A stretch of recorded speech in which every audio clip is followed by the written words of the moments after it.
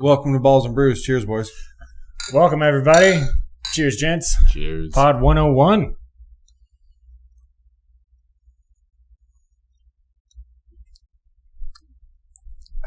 Man. Mm-hmm. That's yummy. That's it's like a Pineapple Passion Milkshake Double IPA from our boys down at the Lead Dog. I knew that I wanted that milkshake to give me that lactose. I like how that blends with the flavors of the fruit. When I first heard of a milkshake, I was like, what the fuck is this? I can understand that. Most of them process. I've loved. Orange is too orange for me.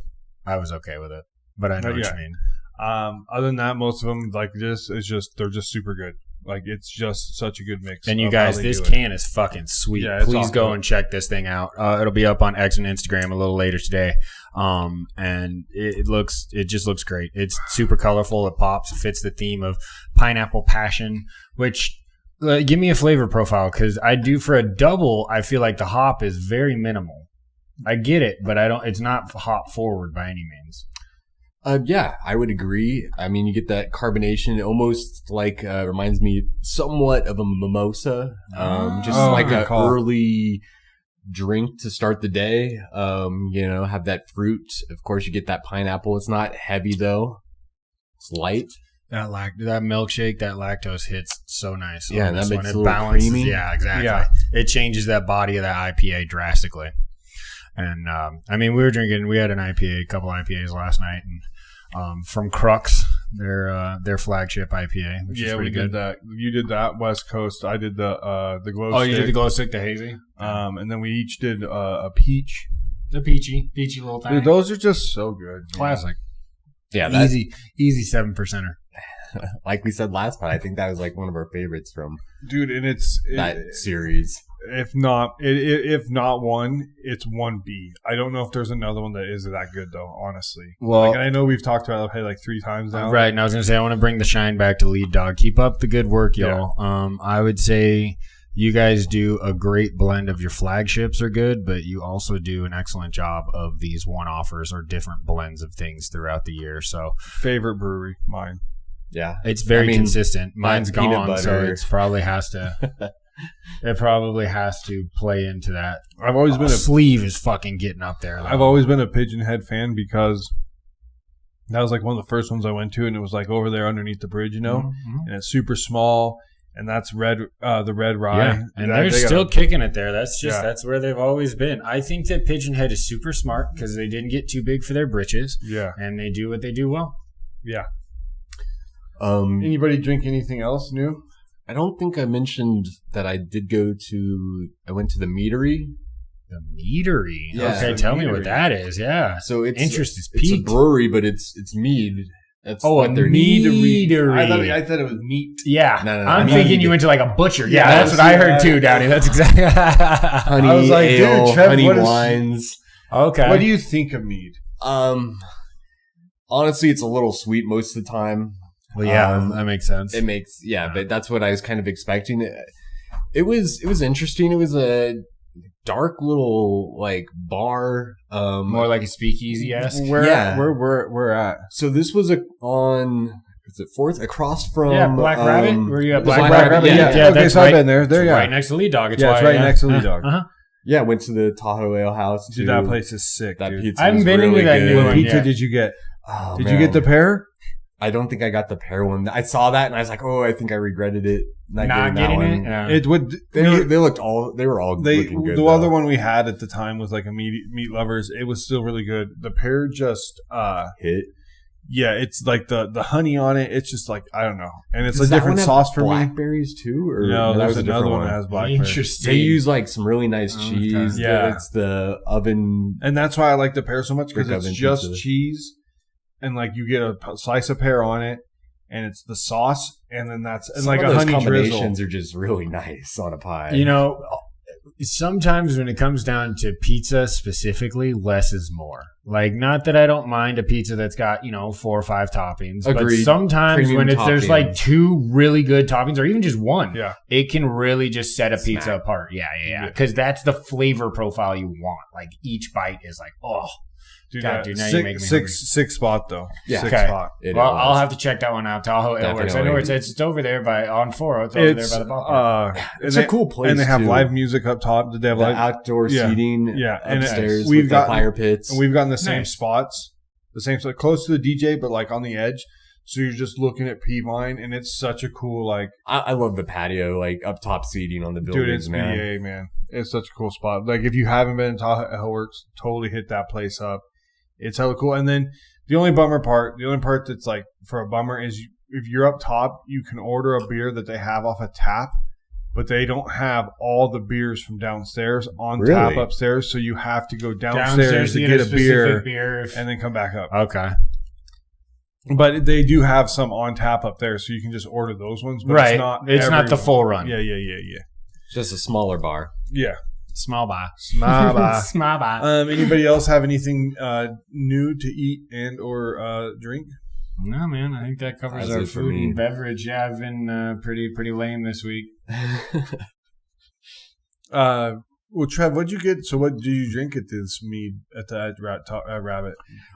Actually, tried a flight of what they consider like the backbone. They have like these 4 Meads that are like I don't know if they're the most popular or the biggest, like their flagships or whatever. But we tried all of those.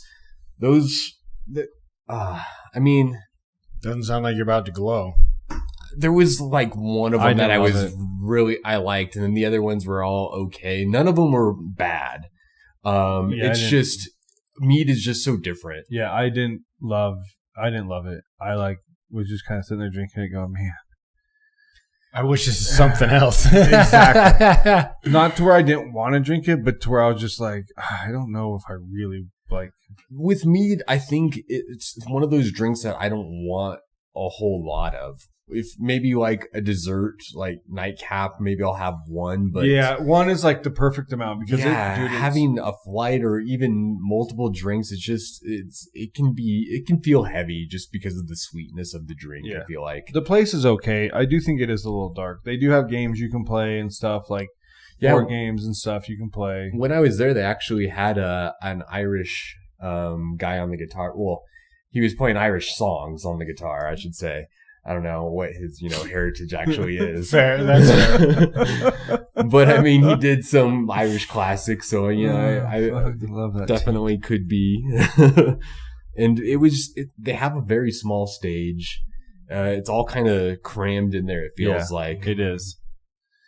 So let's jump into some cool ass shit. I think me and Trev are rocking both baseball.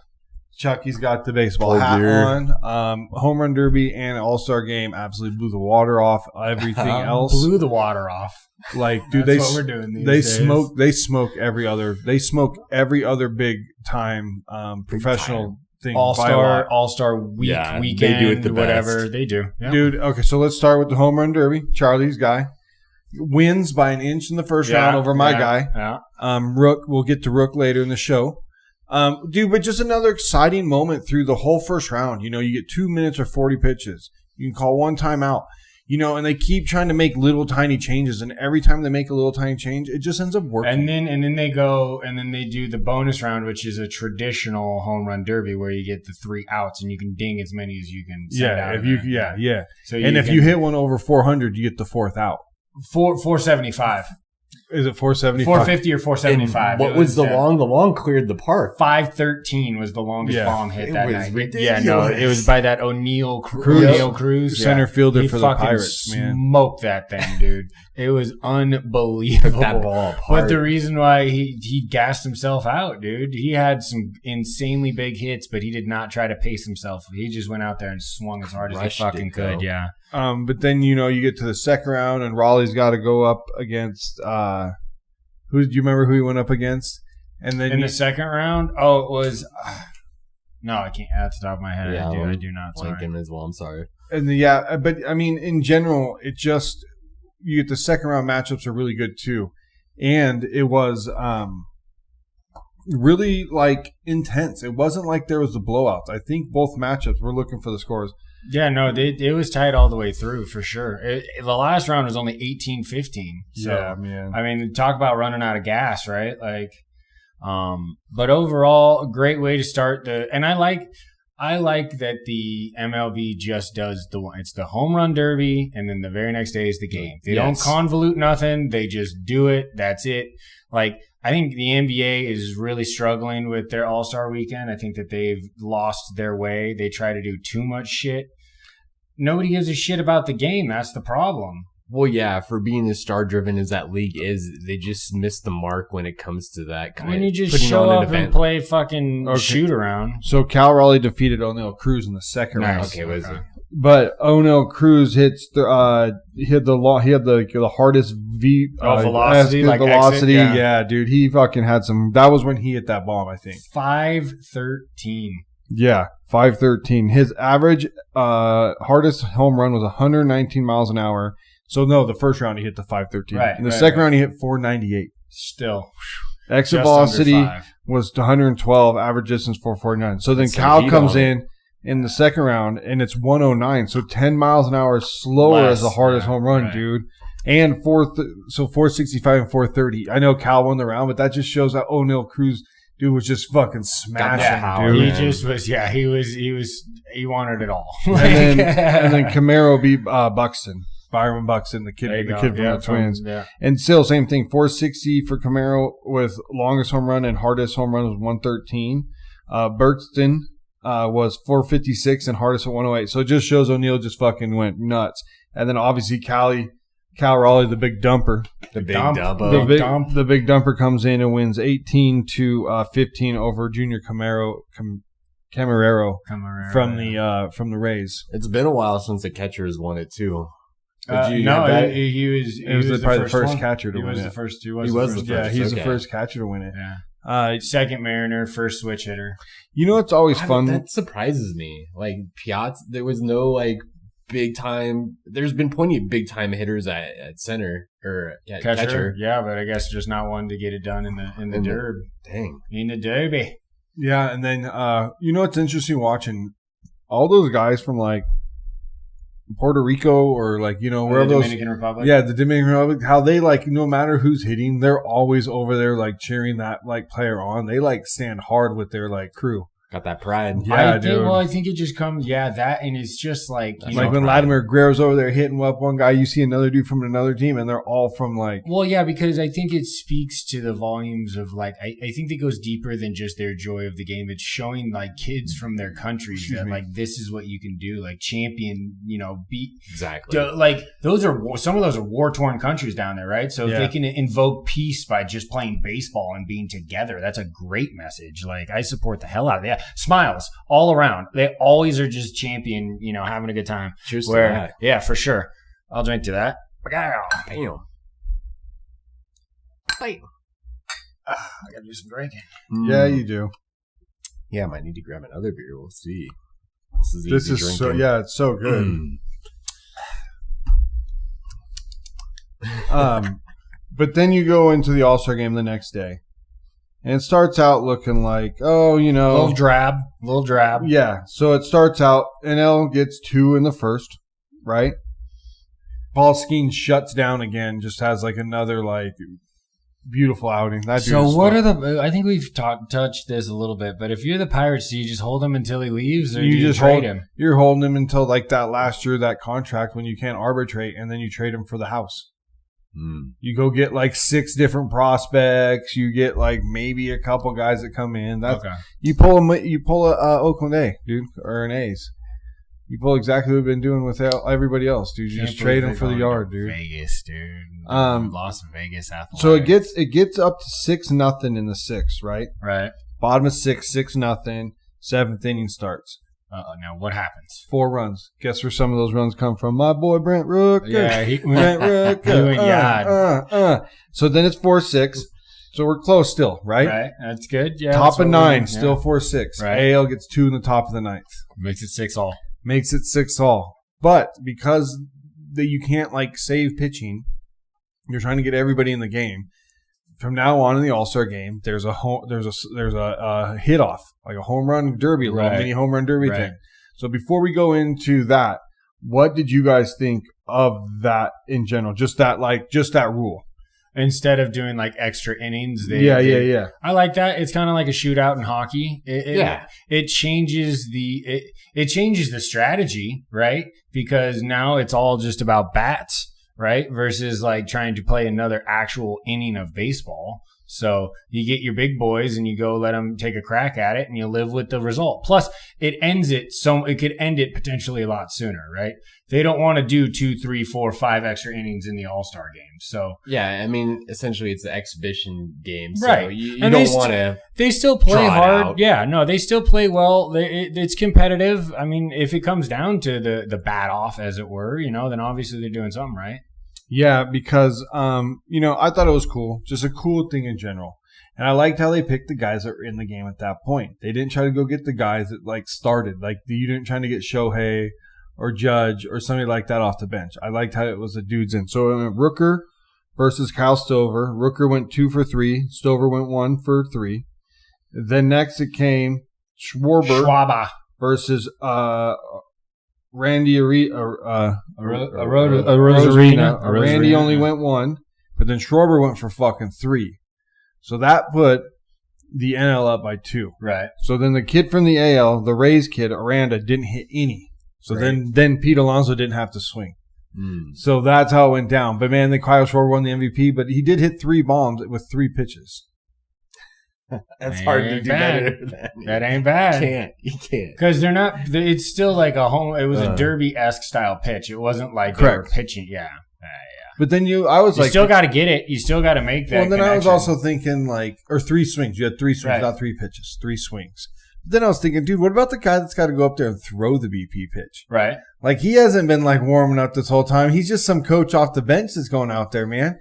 And he's got to deliver too, so it's he's got to get some credit too. But you just said 3 swings, not 3 pitches. Meaning, if the hitter knows that pitch is not what they're looking for, they can take it. But you still got to be able to be like kind of getting where you. Well, and you also don't want to go out there and fuck off like 5 or 6 pitches in a row. Like you got to give the guy something to fucking hit, So that guy kind of got the short. I mean, you got to think. I was like, dude, I feel hella nervous for this guy. He's got to deliver. It's not necessarily the hitter that's got to deliver. The pitcher's got to deliver.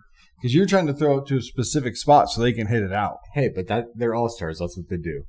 Well, not the guys that are throwing. The guys that are throwing are coaches. True. A couple extra pitches, throw some bad ones at the beginning just to get a warm-up in.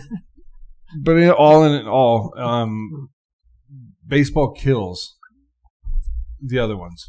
But way better than the NBA, way better than the NFL. NHL had something sick with I'm so out on the Pro Bowl, though. I'm so out on the Pro Bowl. The flag and I just know. It just doesn't do it for me.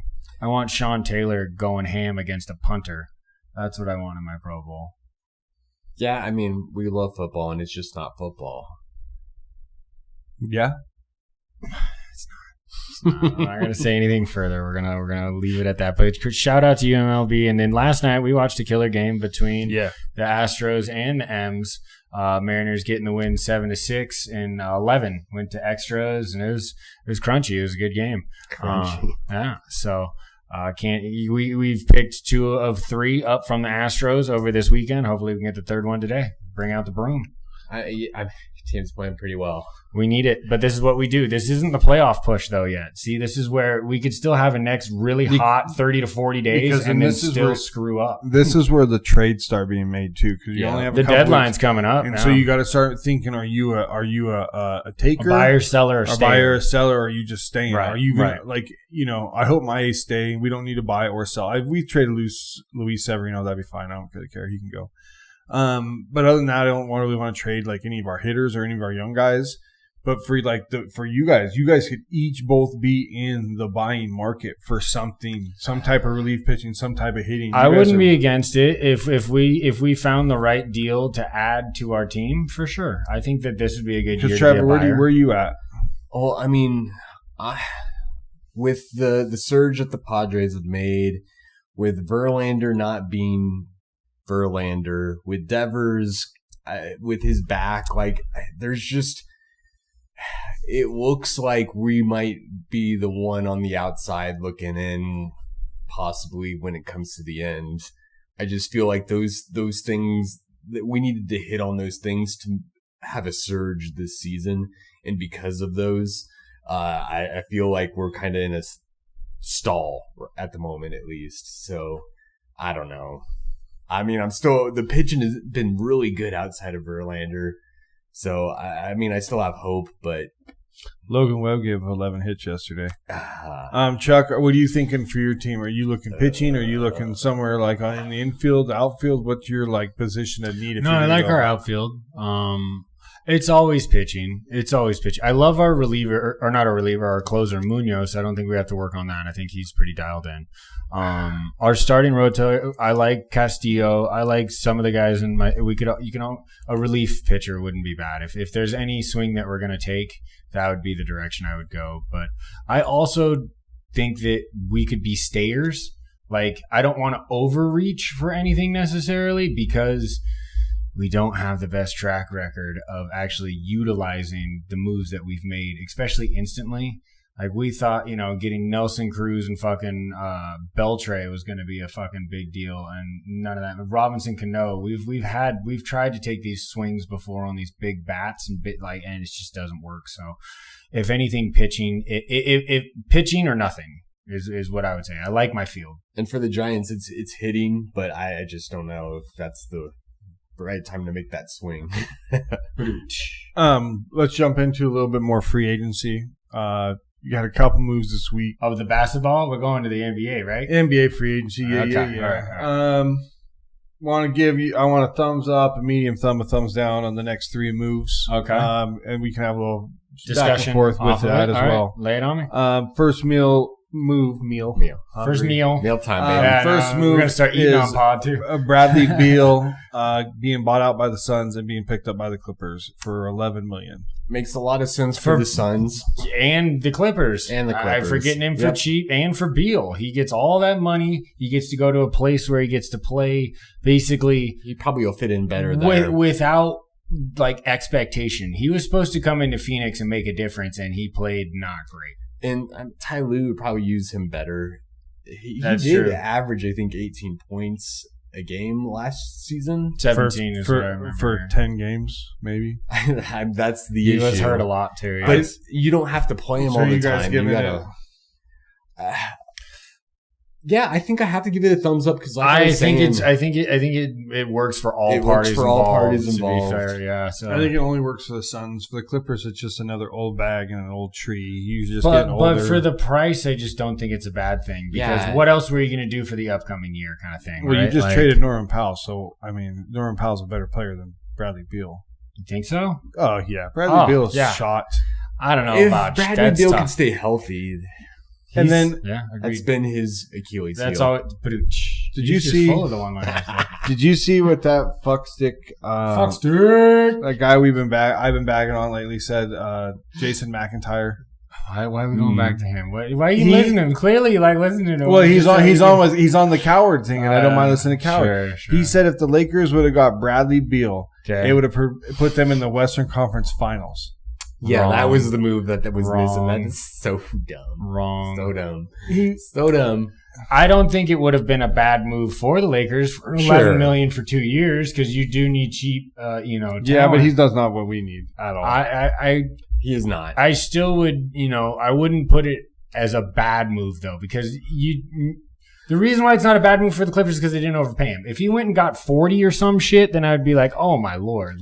Still, I think that what the Clippers need and what the Lakers need are two different things. I would agree with that. We'll stick with the Lakers. Marcus Smart gets bought out and then goes and signs to the Lakers.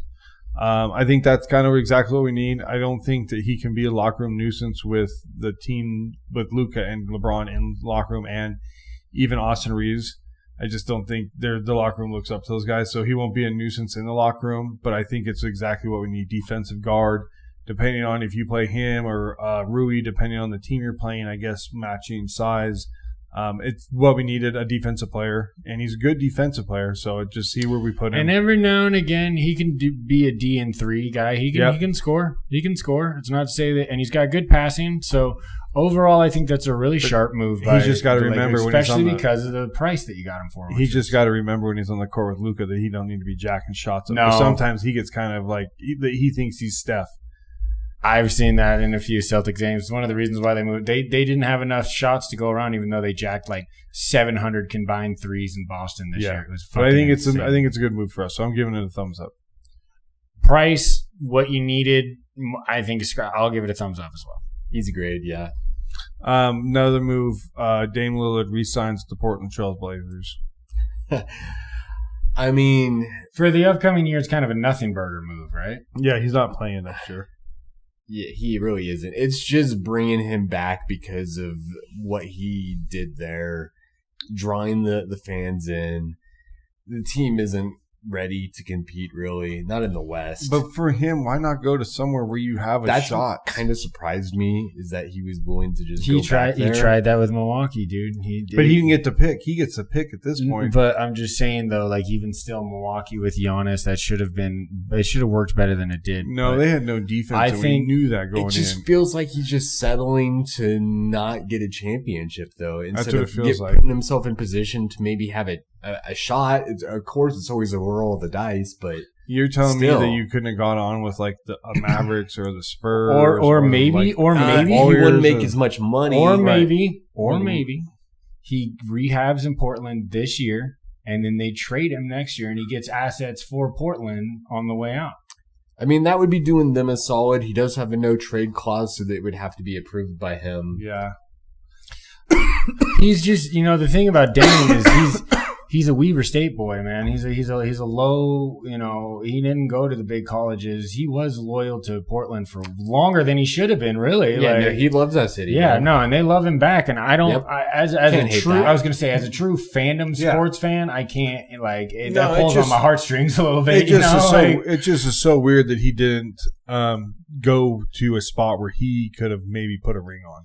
I get that, because if he has been deemed a top 75 player so far, so if that's the case, could he have signed with the Celtics for cheap, and then when Jason comes back the same year, you got him and Jason, something like that, or do you sign with the Lakers because you know that next year it's Luka and somebody else, and LeBron's no longer there, like Mavericks, Spurs. So we can go on. Yeah, Rockets. There's a lot of teams that you even that you sign on with and be right in the mix for sure. So that was kind of confusing to me. Then he just wanted to go back to Portland. I got no hate on Dame picking that move. So if he wants that move, then I give it a thumbs up. I just thought it was a weird.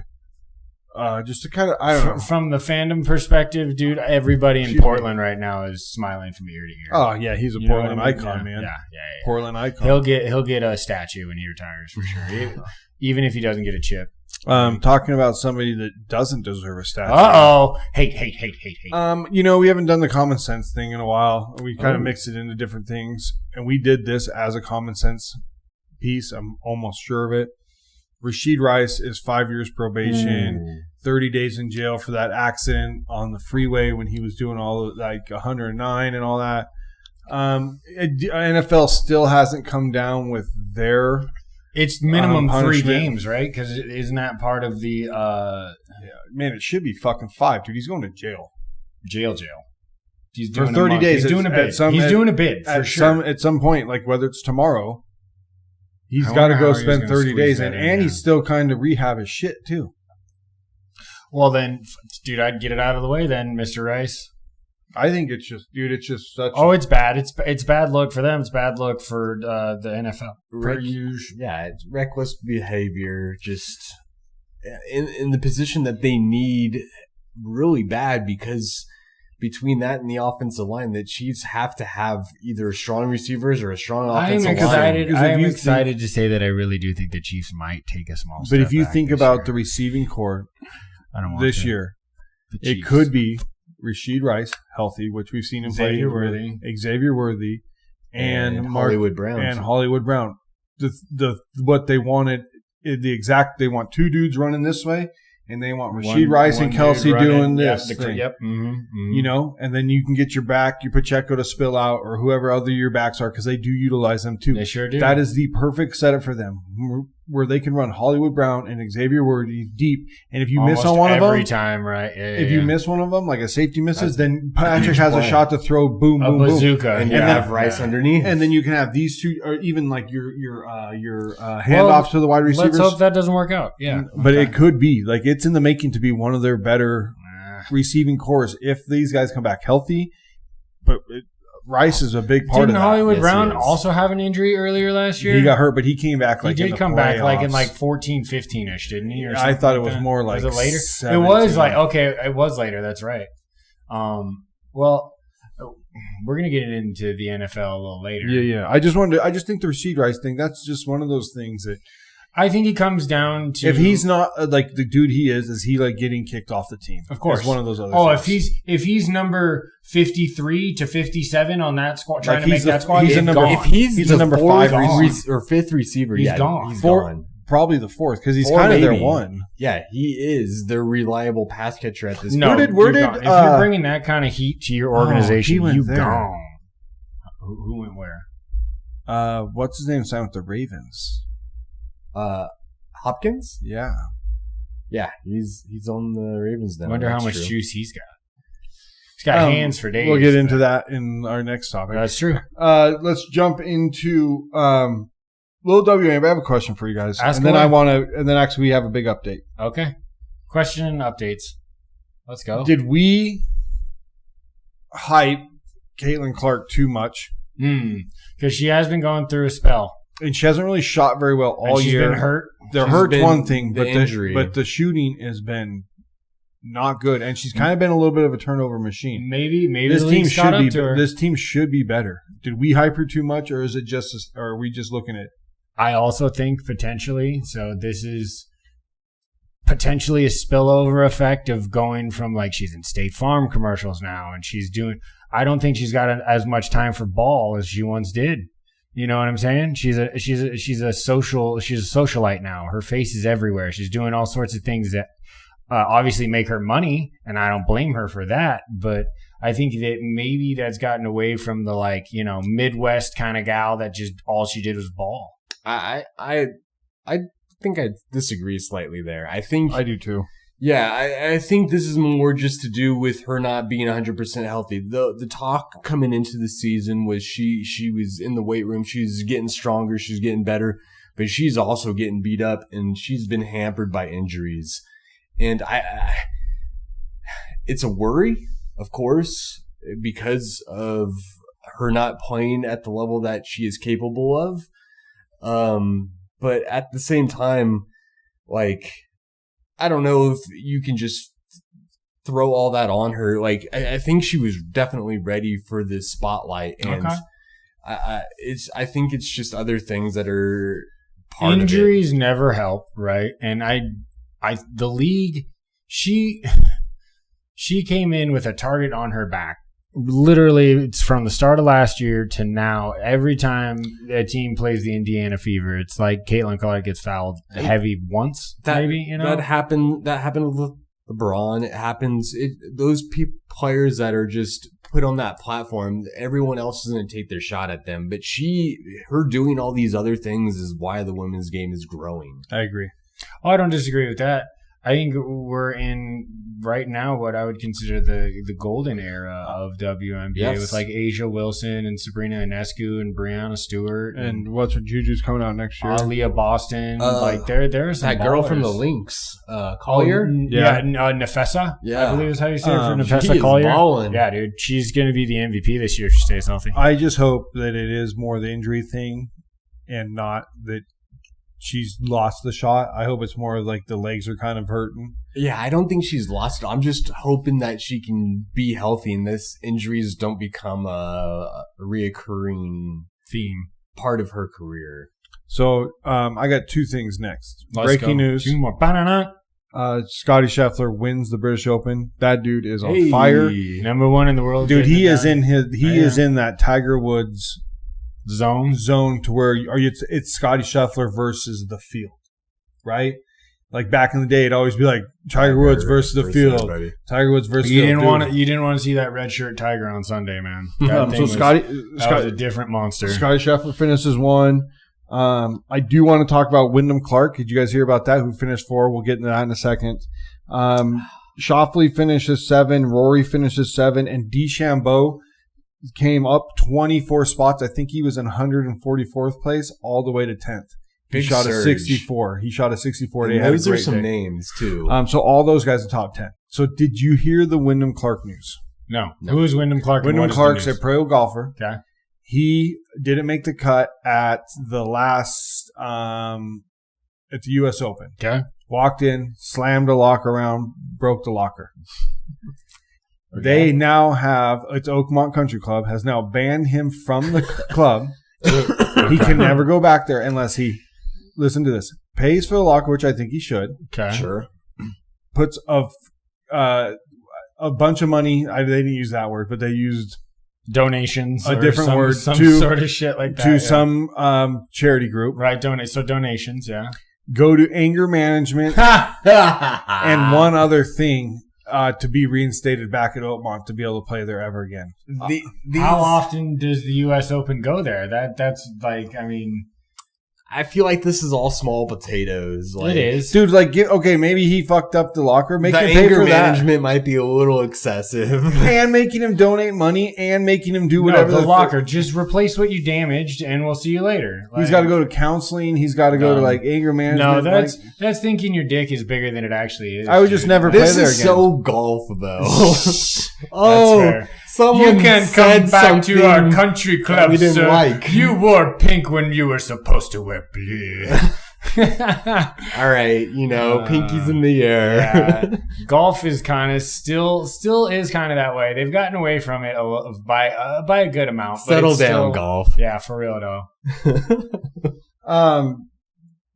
Yeah, I think we'll talk there's another big breaking news, but you guys should look on ESPN. Uh-oh. We won't talk about it on pod. Look on ESPN. Sad story. Real sad story. Oh, it's a sad story? Yeah, it's a real sad story. We're going to finish these brewskis and come back with NFL top 10s at like the major positions. Right. So ESPN dropped their shit. It's scouts and coaches have rated a top 10. Which is great because then that means this comes from the true insiders. These aren't the talking heads like, to be fair, us or like media. Fucking Nick Wright or fucking Rob Parker or fucking any of these guys out there, Jason McIntyre. These are from the motherfuckers who train, who work with these guys every day, see their goods, their bads, know them as people, right? So we're going to tear these top 10 lists down. Lamar number 1. Let's go. What we'll probably do is fuck. There's no way he said that. Of course he did. What we'll do is we'll probably give our top 5 and then look at the top 10 after we get and then we'll barter out of the top 5 from there for sure. We'll see you soon. Segment 2 coming up. Welcome back to Balls and Brews. Cheers, boys. Cheers, guys. Hell yeah. Check out the color of this bad boy. It's all red, all delicious. Mm-hmm. Easy drinker. 6.9, y'all. Not a lot of bourbon barrel in that, but a lot of cherry. Lot of cherry. What are we drinking, Charlie? Teton Cider Works. Bourbon barrel cherry hard cider. Out of Yakima, Washington, out there on the farm. Yeah, dude. That's the boons for sure. It's tasty. It's very good. Definitely don't really get bourbon barrel. Maybe that's where the percentage gets to while you're being almost 7. Sure. But it's more sweet than anything else. But not too sweet. Agreed. Which is nice. Trev, what do you think? Yeah, exactly. No, I'm same. I was expecting a little bit more the bourbon barrel. Like I think I would appreciate a little bit more of that flavor. They but it's still mentioned very vanilla good. and tannins, and all I get is cherry.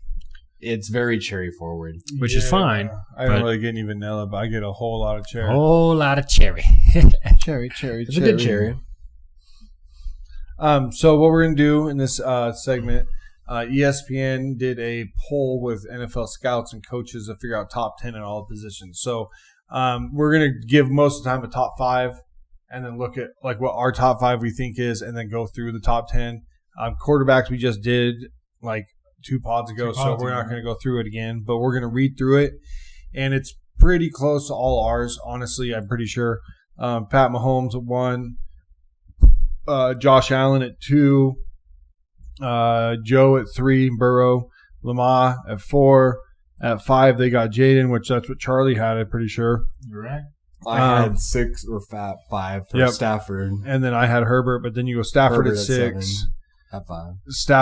Herbert at 7, Stafford at 6. So those two right there, all three in that same area. Same names, same kind of grouping. The first 4 is always the same, it feels like at this point. We know those guys. Yeah, 100% Trev. And then once you get to 8 is Jared Goff, where I think I had him there. I think Charlie might have had him there too. I don't remember.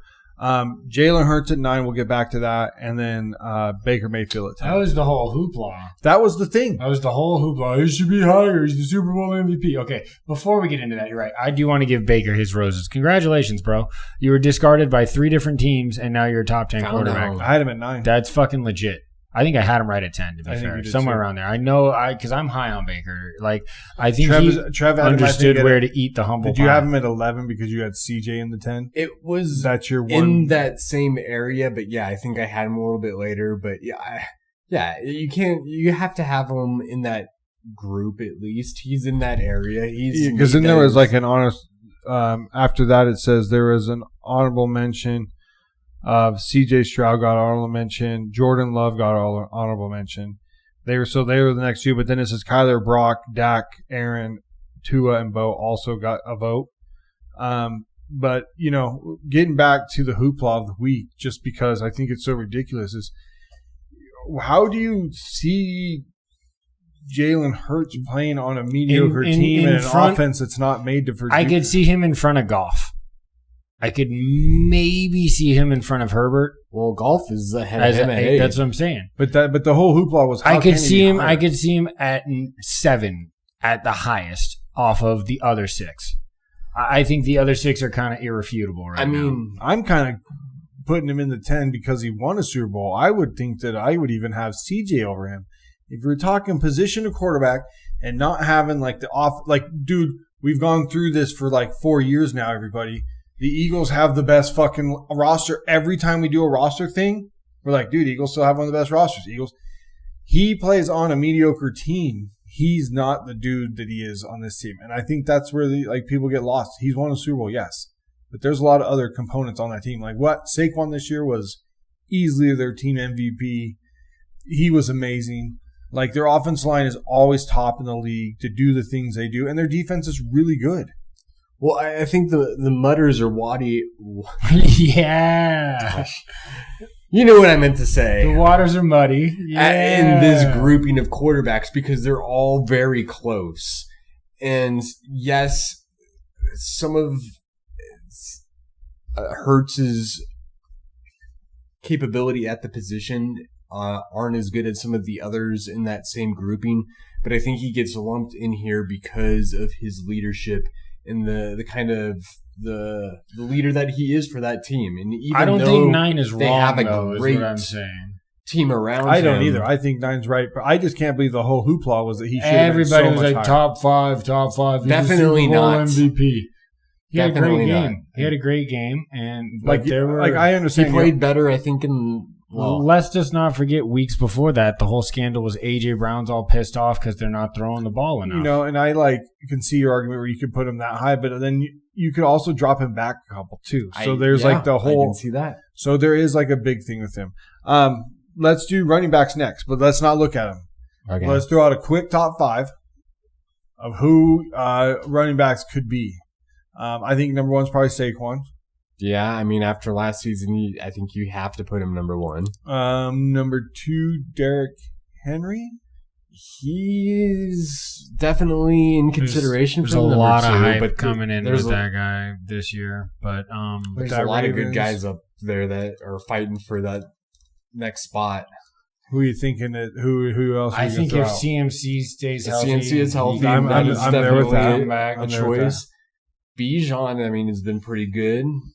I'll be curious to see how he's used. Gibbs is definitely, he's got his name in the rings. Yeah, the only thing about Gibbs is that he's used as like a 1B. Like he is a 1, don't get me wrong, but how many touches he gets a game hampers his ability to truly, sometimes he'll get 12 touches a game and have 100+ yards from scrimmage. It's insane. If you gave him 20, what do you think would happen? Josh Jacobs and Pacheco probably are up there and somewhere in the 10. Not in the 5, but they probably make the 10, I'm guessing. Oh, man. Any other ones you guys can think of? I think the 5 got to be in that. Derrick Henry, Saquon, CMC, Bijan, and I don't know. I might have to go Gibbs. There's probably somebody we're forgetting. I can't think of. I don't know if Jacobs makes 5. Pacheco was hurt all last year. No. The only other person, there was Adam Jones had a hell of a year, but I can't put him at 5. Yeah. All right, let's take a peek. Let's take a peek with the NFL experts and scouts. So let's see how we did. Number 2 is Henry. So what is one? So one is Saquon. Okay, obviously, dude, that backwards jump was sick. I still don't know. Got voted play of the year. I don't know if they should have paid him all that money, but that was sick. 2 is Derrick Henry. I think it's smart when teams get out in front of these things, right? The way that, honestly, New York, the Jets just paid Garrett Wilson. I don't think that was a bad guy. I know I'm sidebarring. So we pretty much cracked this top 5, I'm just saying. I think that the signing of Sauce and Garrett Wilson are probably good signings. I agree. And I think that it's smart to get out in front of the negotiating period and not get squeezed by the guy. Let the Dallas Cowboys. Let the market reset over and over and over and over again. And you just go out and you pay the dude because he's your dude, and then you deal with it. So number 3 is Jamar Gibbs. 3. They put Gibbs at 3. Wow. Number 4 is Bijan. So we hit that one. Okay. Number 5 is Christian. So we were right there. We had 1 through 5. Pretty close. We had Gibbs at more of the 5. The talent, right? No, we had the right 5, just not in the right order. Josh Jacobs was 6, so we got that. We were pretty close with him. He had a hell of a year. Jonathan Taylor, we did not say because health was an issue. It has been the last 2 or 3 years. Dude, that whole team is all about what Daniel Jones can do. Anthony Richardson's on the back burner. That's nuts, dude. He was the number 4 pick overall 2 years ago. James Cook, we forgot about James Cook. And you know what? You know what happened right after that number 4 overall pick? A Seattle number overall 5 pick. And if Anthony Richardson was there, we might have drafted his ass. You might have. We might have. James Cook at 8, so we've messed him.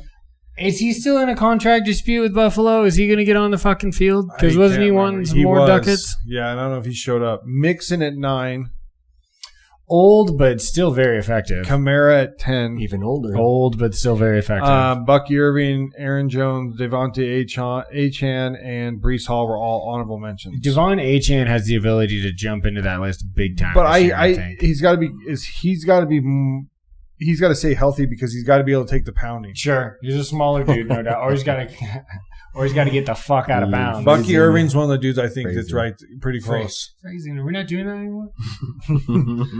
I think the Bucky Irving's pretty close. So we were pretty good on our top 5. Okay, next up. And I mean, I think, WRs, buddy. Oh, man. Well, okay, before we even get there, I think I know we haven't seen him yet, but Genty, I think, he's going to break that into that top 5 echelon. He should be top 10. He should be top 10 his first year based off of the hype and what we've seen out of college. Yeah. A lot of miles on those wheels. It's the exact opposite of the running back you normally like to draft, though, Zach. But still, you got to think the impact's got to be there. Dude, early. he's rookie of the year, bro. I called Jared Verse last year. I called Jaden Daniels. I called Josh Allen. I'm just putting it on wax now. Ashon Genty, rookie of the year offensively. Still working on my defensive guy. That'll come later. But it's already done. Ashon Genty, rookie of the year. Home run. Boom. See ya. Dropping bombs. Winning fucking all-star games. That kind of home run. See ya. Yeah. Big time bombs. All right. Let's get to those WRs. Okay. Well, 1 and 2 are irrefutable. Yes. 1 and 2. Chase and Jefferson are the absolute answer there. Now, whichever one you prefer is your choice, but I think obviously Justin Jefferson's had to deal with different quarterbacks, and he looks like he could be the better overall. I would put Justin Jefferson at 1, honestly, and then if I'm having to pick between hairs, and I can't have a 1. I like Jefferson's size more. Yeah, I'm going Jefferson. He's longer. He's got bigger hands. Yeah, he's got more of the intangibles, as it were. But because it could be depending on when the article is made. I can't to pull up on my phone. That's why I'm going to reshare. Jesus, Charlie. But, okay, so 1 and 2 easy, right? Yeah. So the rest of the conversation's really after that. So let's start thinking of some. I think CeeDee Lamb's definitely got to be up there, if not number 3. I mean, I think that's a good choice for 3. I mean, he is a definitive number 1 that puts up bonkers numbers when he's healthy. On a team where you know that he's pretty much all you have to shut down, he's still putting up fucking great numbers. I think I'm a big Amara and St. Brown fan. I think that he could be in the top 5. Yeah, definitely. I mean, AJ Brown's got to be up there too. AJ Brown, yep.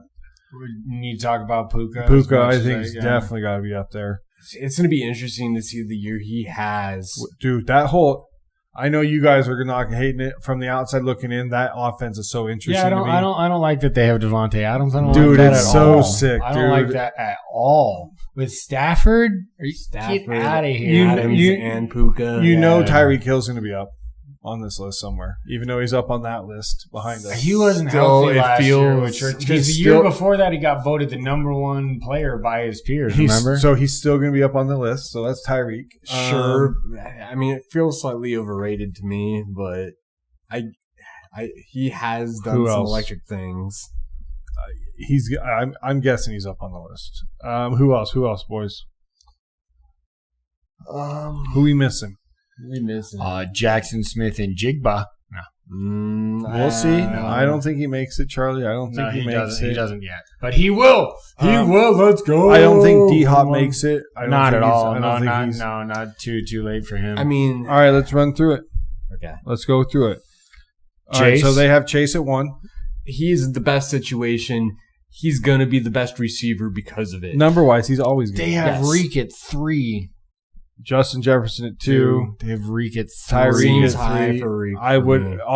We also have him on the list behind us, so we're not going to go that way with him. CD at 4, which we kind of talked. I would have CD over. Yeah, 100%. Oh, it's the Rooks that we forgot about. Neighbors and Thomas. They got to be in there somewhere. Evans. We missed Evans. That's because that's our guy. Stud. Yeah, AJ Brown at 5. St. Brown at 6. You can't argue with that. Neighbors at 7, dude. He had a hell of a year. Elite with a fucking bunch of different people. Well, bunch of different dudes. So Nico Collins is one that at 8 that I'm not as high on. He's got prototypical size and speed. But Mike Evans at 9, not being Mr. over Consistency, him. Big guy. Garrett Wilson, we talked about getting the contract at 10. Garrett Wilson this year, we'll see what kind of year he has, man. Is he with another bummer quarterback? Yeah, no, unfortunately, as much of a Fields stan as I have been, he's never had a great arm. And I think the 2 dudes that are honorable mentions that are top 2 definitely got left out. Yes. Puka Nacua and Terry McLaurin should be in over. I'd take Terry over a couple of those guys. I'd even take Garrett Wilson, and I'd take him over Nico Collins. I'd have those 2 out and those 2 in. Definitely. Out of this whole list. Malik Neighbors, I'd take him over at Malik Neighbors at this point. I know Malik Neighbors is the exciting young receiver, but Terry's done so much more. Dude, Terry and Puka not being in is kind of blows my mind. Brian Thomas Jr. is the 3rd one that they said. Terry's another one. He's, as far as Terry's another he's one popped. that he's right there. He's on the outside. He's had like a million quarterbacks in dude, I know. Washington up until obviously this year with Jaden. Now, dude, I'd totally have Terry and Puka over those 2 guys for sure. I said Puka would be in my top 5. Puka's route running. You know what's funny, man? Mm. So if you were to rewind the clock 24 months ago, as it were, Caleb Williams is supposed to be the dog, the dude, the best thing that's come into the NFL forever and always. And I mean, it's your number 1 pick quarterback. Jaden Daniels gets picked behind him, goes to a lesser situation, and is now the number 5 overall quarterback in the ESPN execs. That is nuts. He was a walk-on at Arizona State, then went to LSU, won a Heisman and all, but like... I don't know if it's really that surprising. I think it's pretty fucking insane, dude.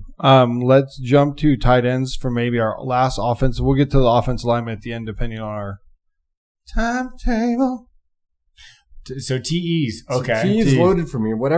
For whatever reason... I think receivers just didn't like my phone.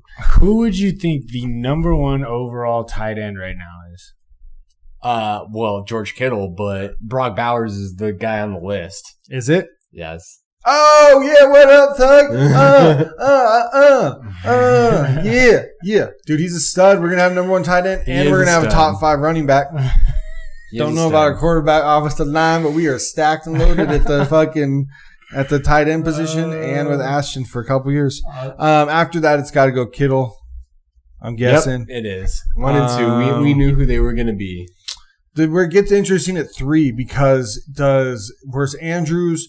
Where's Kelsey in this conversation? Kelsey's didn't have a great year. Way down the list. Laporta had a good year back, but he was still even the good. guy Kincaid had a step back too. Man, oh yeah, Kincaid was not very good last year. McBride, the Cardinals. McBride's got to be number 3. I bet you he's number 3. I bet you Laporta. Okay, I'm fine with that. He's had 2 really. Trey good McBride years. number 4. Yeah, Trey McBride. Dude, I like him, and he's in your guys' division too. I don't want to clap on that because he's a Cardinal. But I mean, hey. Travis Kelce at 5.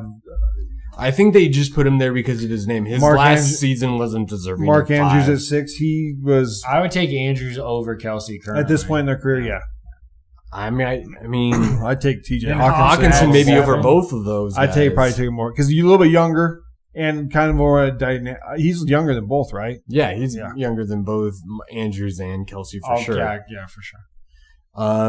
After that, it's Likely. Wow, they put Likely that high on the list. You got 2 Baltimore tight ends in the top 10. Likely is explosive. I'd almost rather have Likely over Andrews, honestly.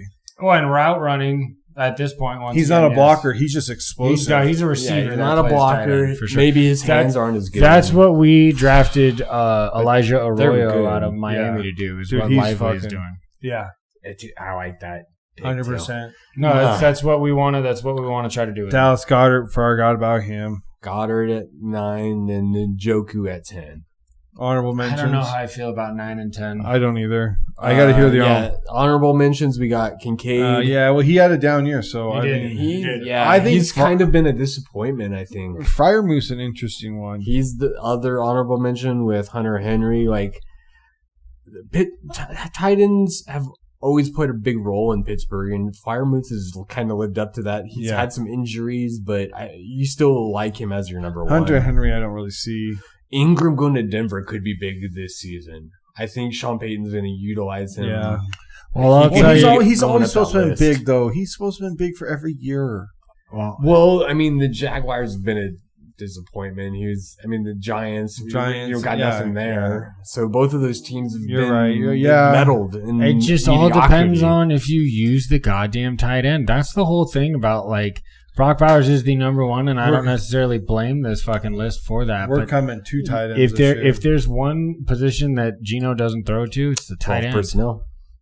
Also on the list, Cole Chip Kmet, Kelly's going to have to dial it up that way. Jake Ferguson, and Jonnu Smith.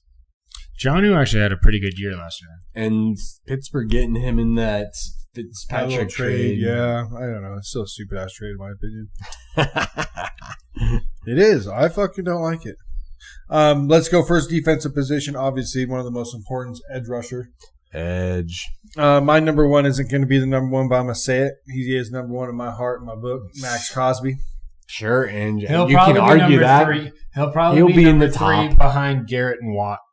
It'll probably go Garrett, Watt, Crosby. Would be and then Bosa how will it's voted. Be 4th.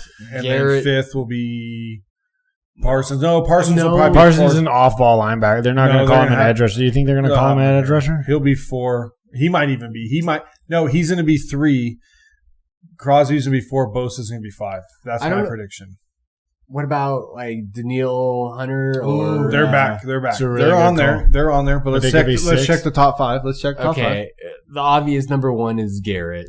I know we got that Crosby love, but Garrett. I'm always going to put him at 1. I do think that think about what he could do if he actually had. And Christian Watkins or whatever is on the PUP list because his foot still hasn't been healed from last year. Right. So if Crosby could just go with somebody. Pair him with somebody to think of what his numbers could be. So, yes, Garrett 1. Well, I mean, you think about the same for TJ. TJ actually has the numbers to be number 1. Well, no, TJ does have help. That other guy's really good on the other side. Oh, Cam Hayward's good. Highsmith Hightower or Highsmith. They've had good players, but those are older guys. No, I also agree that, TJ Watt has already won Defensive Player of the Year. He's a fucking animal. When you come to statistics, he's the leader.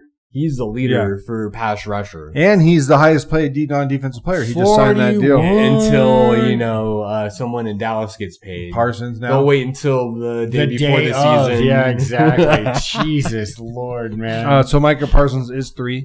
Okay, so Watt was 2, Parsons 3, Crosby got to be 4, yeah. And then obviously after Bosa's 5. Yeah, there you go. So you called it. Trey Hendrickson, who led the league in sacks last season. And he's been really going to play? Not for the Bengals. Nope. Dude, it's going to be crazy, dude. And he's been good every year. I know. This isn't like 1 year. Last year, he had a lot of sacks. Year before, he had a lot of sacks. Dude, he's been solid. You imagine that he's not going to play? Does somebody trade for him and get him on the cheap? I really thought this would have been a play for Atlanta to make before they drafted the 2 defensive pass rushers in this last draft. I thought that you had the cap space. I thought that was probably that's a great call, better play to make at the time. And the Bengals would have taken that pick, and he would have been better than both those dudes probably. I mean, maybe not in the short term, definitely. Long term, we got to see how that plays out. Contract wise, I mean, it's nicer to have those rookies on the cheap deals. Always. That's why LA is paying, like, they're actually bottom, like, they're the lowest paid defense in the league. All drafted. Right, basically. They're all first or second year guys. That's why it's so crazy. They hit home runs on every single Kobe Turner, Verse, the other kid from Florida State, Fisk. Dude, they've hit home runs on every single player they've taken. It's insane. I think this was a miss for Atlanta because I really think you get Hendrickson instead of those 2 first-round defensive players. I think you win the South. It's a miss on a lot of that much. It's a miss on close. It's a miss on a lot of teams. Just not going and getting Henderson. It's a miss on if you have cap room. Yeah, I mean, because he is a stud. True. Could he end up in a place like Green Bay? Could he end up in Raiders could actually pay for him? I don't have a cap space. We have cap. It's a miss on teams that don't have cap space. He is a dude for at least 3-4 more years. I think he's got 3 solid years. And if you get 3 solid years out of him, think if he went to Raiders, could you pay him? Think if he went to like a Rams, who can probably have cap space to pay him. Think if he goes to a team that just like is 1 player away. Yeah, and he is 6 on that list, and I don't think he's any lower than 6. Like, he could be higher. 6 is the minimum, I think, of the production you're going to get from him. Especially if you're looking at a 3-year. Think even going to Seattle. Just a team that's you guys. Like, literally, a team that is a player away that puts on that much pressure of somebody else that you already have. Wreak havoc on those offensive lines, man. Dude, it's a quarterback got no time. No time. So why aren't the fucking Bengals paying him? Because the Bengals are cheap. Well, and they're paying a lot of offense too. That's the other reason. Way a lot of offense. So today at 6, 7 is Aiden. That's all projection after last season, but man, he's exciting. He started off hot. He had a good rookie year, so the Lions need him. He seems like he should be more of an honorable mention on the list. I would think so too. How do you rank him that high going into the season when he didn't play hardly at all last season? He was the sack leader through the first 4 games. Correct. So he had 4 games. He had like 6.5. I think he was on a tear. I would have him a little bit lower because of the last season.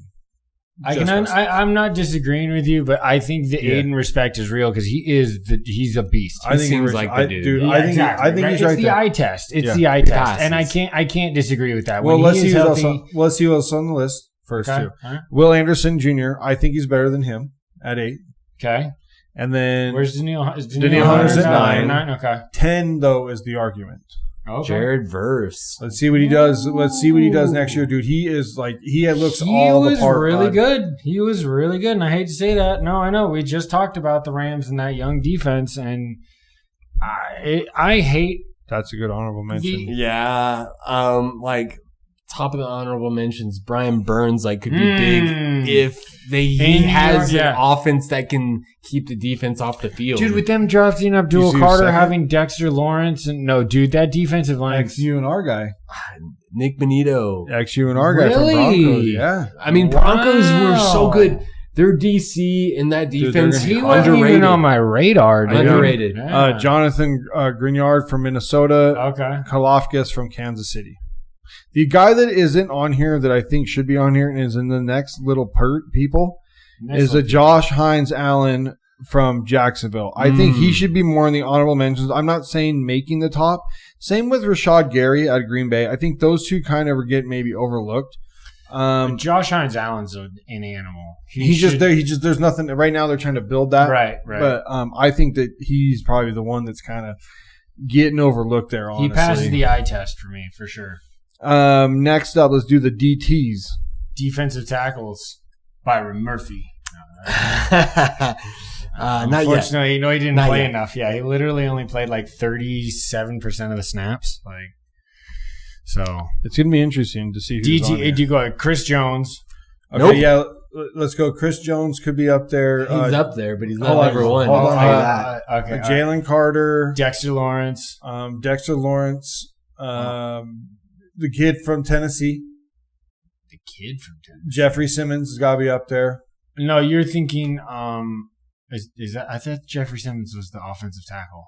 Is there? No, you're thinking. I know who you're thinking of. It is Jeffrey. I'm sorry, it is Jeffrey Simmons. I think you're right. I think you're right. You didn't say anything. You didn't say. I was waiting for you to go through it in your own mind. All right, Trev. So who else? Real quick. Other than that, anybody else can you think of? DT. That's Christian Watkins from the Raiders isn't up there because he was hurt. He had a bad year last year. Yeah, otherwise he would have been. Aaron Donald Carter's retired. Yeah, he is. You already mentioned him. Who's the Rams? They don't really have one. It's not really because the Kobe Turner is still like a defensive. No, he's a linebacker. Yeah. All right, let's check it out, Trev. Let's go DT. through. Dexter Lawrence, number one, New York Giants. It's because he is a true nose tackle. He's a true DT. Like he doesn't play edge. He plays right up the gut, and he always has like 8 to 10 sacks. He leads sacks by defensive tackles by miles. Monster in the middle. Yeah. Chris Jones, number 2. Obviously, after that, then I would have thought Chris Jones could add number 1. Could have. Up and coming star Jalen Carter is 3. Okay. That's kind of I'm not going to argue that. There's Jeffrey Simmons. Number 4. Okay. Number 5 is Quentin Williams. That's one we missed. Ooh, Quentin Oh, Williams. from the Jets. Should have had him in the bag. No, another Jets. Yeah. I mean, it's easy to forget about the Jets. Most people want to. You didn't mention your boy Leonard Williams. Up here at 6. Leonard Williams made it. Leonard Williams, love 6. that. Big cat, shout out, dude. No, he's a beast, dude. I didn't know if they were gonna. He's older, but he is a game wrecker when he's on top. He had a spurt of 3 weeks where he had 2 NFC Defensive Players of the Week. Nnamdi Mbuke, Baltimore Ravens. Yeah, he signed that big contract last year. Oh, Vita Vea, is he going to make the list? I thought he might be on the back end. They put Butner on here. I didn't even put it. What happened over there? Butner has had some injury issues too. I reached for my phone to keep looking. Oh, Vita Vea did make it a number 9. Number 9. Thug. Okay. And Cam Hayward. Husky.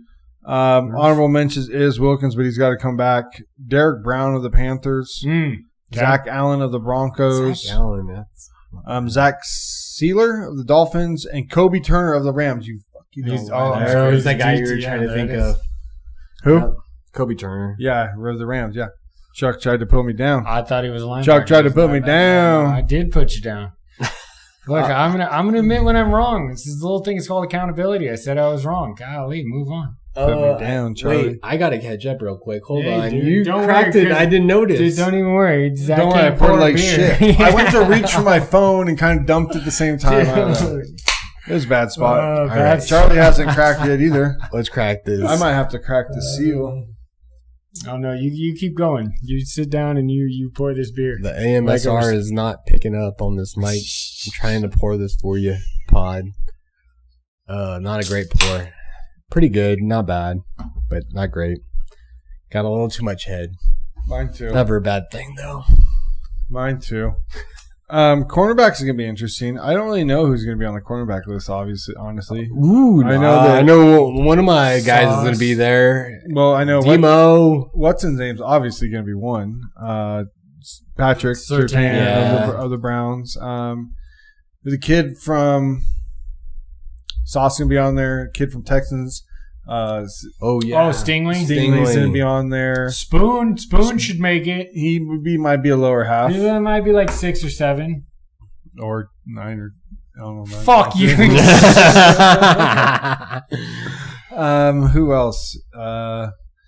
Who's on the Bucks? Don't they have a corner that might be Davis? No, I don't think so. It was Carlton Davis. He was a safety, I thought, though. And the Winfield's a safety too. Terrell Hamilton's a safety.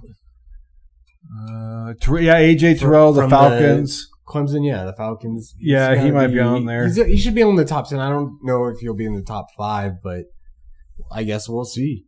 But before we do that, cheers. Cheers to you and cheers to me. This can is awesome. The box is even cooler. Yeah, I mean, arrogant bastard. Stone. Arrogant bastard is the first I think of when I think of Stone. I really like that. No, it's a sugar skull, you guys, but what's dope, it's in the layout of their logo. It's like if you stripped away the mask of the devil. Yeah, and you got a lime? I like the little flavor, That's too. Exactly it, yeah. It says it's a lager with salt and lime. When I want to say that so properly. Say it properly, then. Buena Vezada, no? No,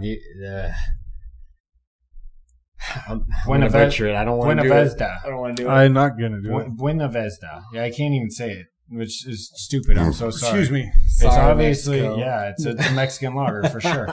And with a little salt, little lime for sure. Yeah, traditional. 4.7. So Stone's out of this. San Diego. Shout out to that. Yes. It's it's a nice little lager. It's an all day drinking. Yeah. Throw me a little cut of lime. And you definitely get that lime. Maybe add a little bit extra salt in it. I like it. It's balanced. It at least packs a little bit more punch than a traditional lager. Like I don't feel like you have to add a lime. It does in fact kind of already have. Yes. Yeah. All right. So cornerbacks number 1 obviously is Surtain. Reigning defensive player of the year. Number 2 is Stingley over Sauce. I think he tackles better. I think in rookie year Sauce had the edge. Stingley's really progressed really well, man. Sure. Agreed. Number 3 is Denzel Ward. Ooh, we forgot about Ward. Is he still in Cleveland? Yep. That's why I forgot about him. Trent McDuffie for the Kansas City Chiefs. Yeah, we missed on that too. Sauce goes to 5. Wow. Christian Gonzalez, we forgot about him. He's a stud, dude. He's been he's been hurt. He was hurt last year. He's been hurt both years. Yeah, that's why this is kind of I feel a lot of projection for him, but I get the he's talent. elite when he's on. When he's on, he's crazy good. J.C. Horn. Yep. Panthers. Jalen Johnson of the Bears. Wow. Yes, Johnson has been really good. Dude, Quinyon Mitchell makes the top 10 with number 9. Shout. Really? And 10 is Devin Witherspoon from the Steelers. What? Devon Witherspoon. Let's go, Spoon. That's the first fucking Seahawk I've had on any list, so don't give me no shit. No, we just Leonard went over Williams, Leonard Williams. Come on. Yeah, we just went over Leonard Williams, dude. How many times you No gonna miss on that? disrespect. Never once. Jalen Ramsey, honorable Big mention. 9-9. I don't really love that. Marlon Humphrey, Traylon Diggs, Byron Murphy Jr., AJ Terrell's there, L'Jarius Sneed. Okay. My boy Diamador Lenore's got snubbed. Snubbed. Javarius Ward is now with the Colts, is on that other little list. Carlton Davis is with the Patriots. Lattimore, yeah. Reek's down there somewhere. So, I know. It's a pretty good list. You can't argue with it. I do think that I like Gonzalez. I know he's been hurt a little bit more than what, we need, but I like him. In honorable mentions, Ravens had Marlon Humphreys, but Jair Alexander, who they just got too, could be that guy. Dude, they got a strong backfield, man. He's got some issues both injury-wise and off the field, but if you can hone that in, he could be great. Because they just drafted the safety from Bama, too. Oh, that's My right. guy. Malachi. Yeah. Starks is going to be him and Hamilton. That Ravens. So the standard is the standard is what comes to my mind when Georgia. You're right, not Bama. Sorry, you're right. Georgia. Yeah, you're right. But My bad. I was saying Trev was right. Yeah, good. Thank you. Accountability. Wow. Well, only took you 101 pods. Yeah, right. We're learning. We are self-growing on this pod. I admit when I'm wrong, and just not very often. I might not always be right, but I'm never wrong. But I'm never the most interesting man in the world. But yeah, I think that we're pretty close. We'll finish up with safeties. All right. So safeties gonna be interesting. Kyle Hamilton's up there. Yeah, Kyle Hamilton's got to be up there. The kid from the Cardinals. Buddha. But he won't be top. No, one. but he'll be in there's there. another. There's another. Who? The kid from the Bucks will be up there. Son of we just said Antoine Winfield. Yep, he'll be up there. No, there's who am I drawing a blank on now?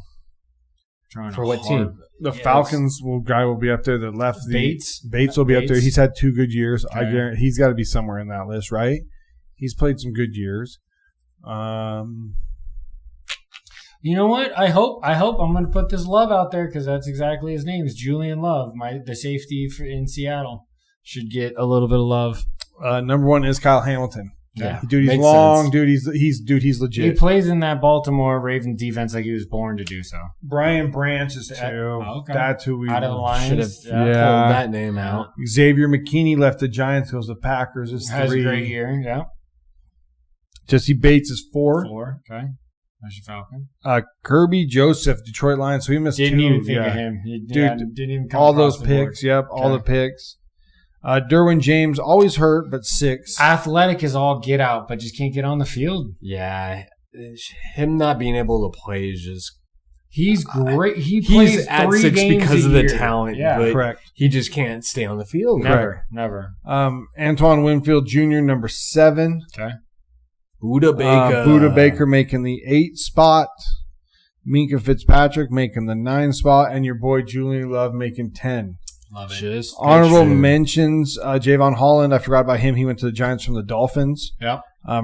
Brandon Jones on the Broncos. That whole Broncos defense. Watch out. CJ Gardner-Johnson. Texans. Trev Morig, who went from my Raiders to the Panthers, and Kalen Bullock are honorable mentions. So, fuck. Wish we wouldn't have lost Morig, those sons of bitches. You wouldn't have to pay him that much either. I know. You drafted but we did that expensive. The safety we did get from the Redskins, I'm really high on chin. Commanders. Whatever, man. Let's go back, bro. Way better fucking symbol. Way better color. Oh, the logo was far more elite. For sure. They brought back the uniforms. Did you see the drop? Yeah. That they're doing it obviously just with the Washington W, but it's the exact uniform layout of the old Redskins. It's bullshit.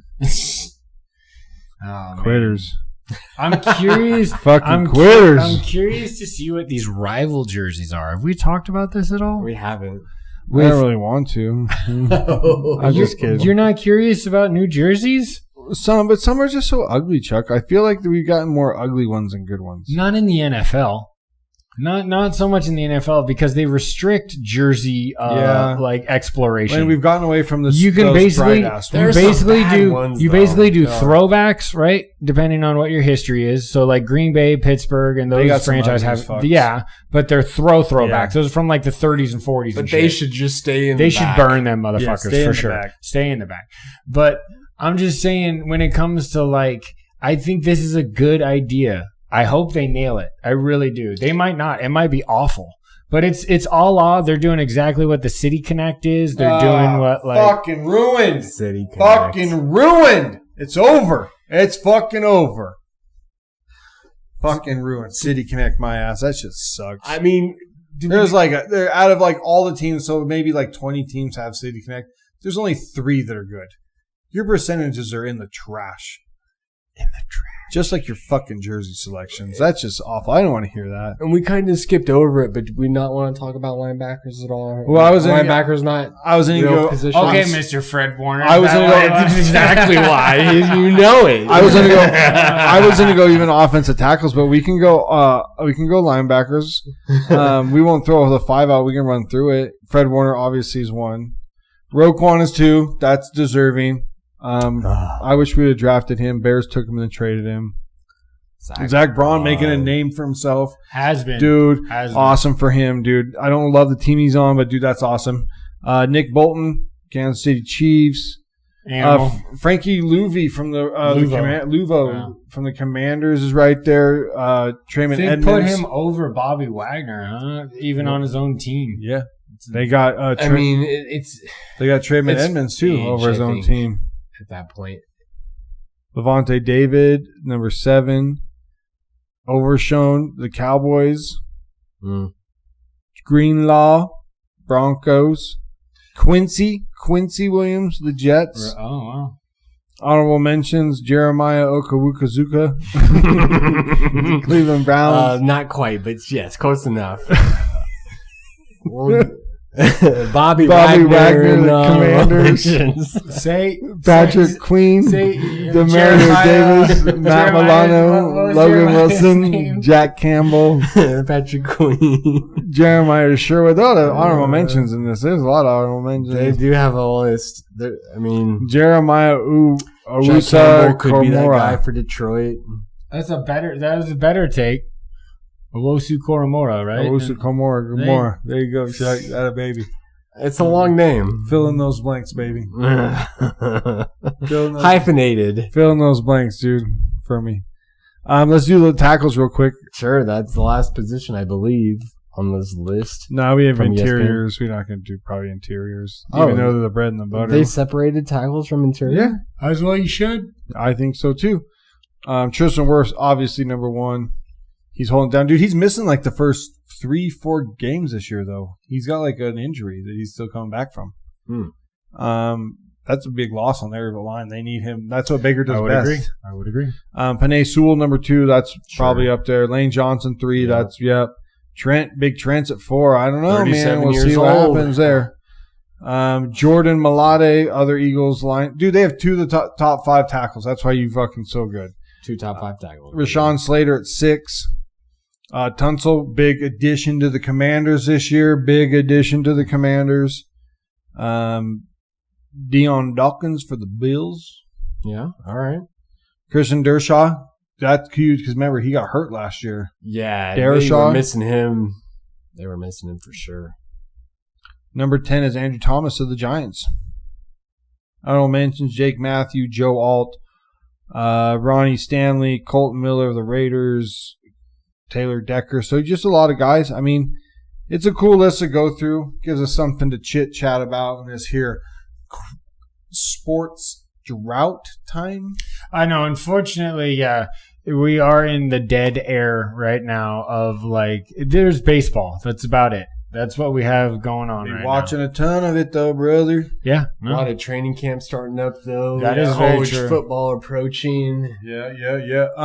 We'll have to talk about college quarterbacks here in the next pod or coming two. up because, we got some good ones, man. We'll be rounding out to college pretty quickly. So we're in the later half of July right now. Yeah. So August is kind of what we got to get through. August, getting through it, brother. Getting through it. Sports-wise, yeah. Check us out on Buzzsprout, X, Instagram, Spotify, and the YouTubes. And then we'll be here next week, but then the following week we will be out. We're getting fucked up. We doing some adult camping, y'all. Getting fucked up. That's what we doing. Smoking cigars, drinking beers. It's going to be a fun time hanging out. Can't wait. It's good shit, dude. It's all fully shaded down by the water. It's hella sick. We'll see you for